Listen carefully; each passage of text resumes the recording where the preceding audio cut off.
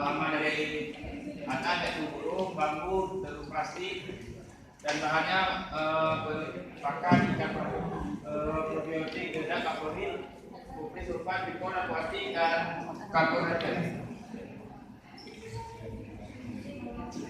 Di sini ada pembesaran undang-undang dan ada beberapa tahap, yaitu persiapan wadah pemeliharaan dan penebaran benih, pengolahan pakan, pengolahan kualitas air, serta pengamanan panen.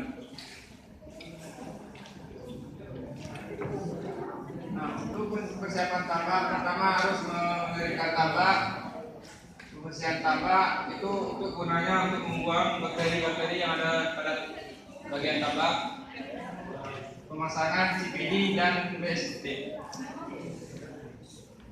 Di sini adalah pengaturan tata letak bibit, yang artinya memutar supaya kotoran bekas pakan dari udang ataupun kotoran udang untuk menumpukan ke tengah.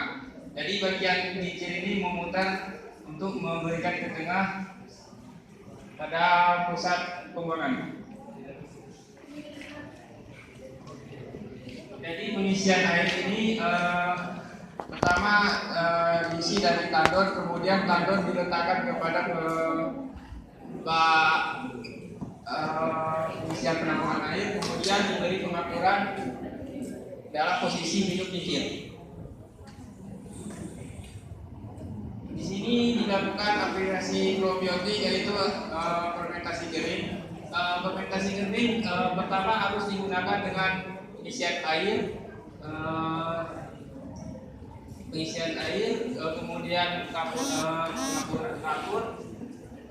enzim, serta bakteri Lactobacillus itu sebagai pengurai.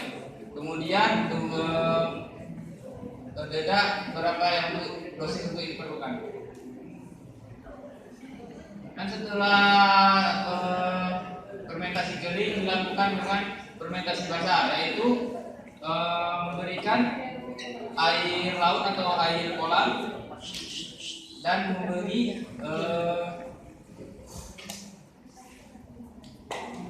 pemberian sodium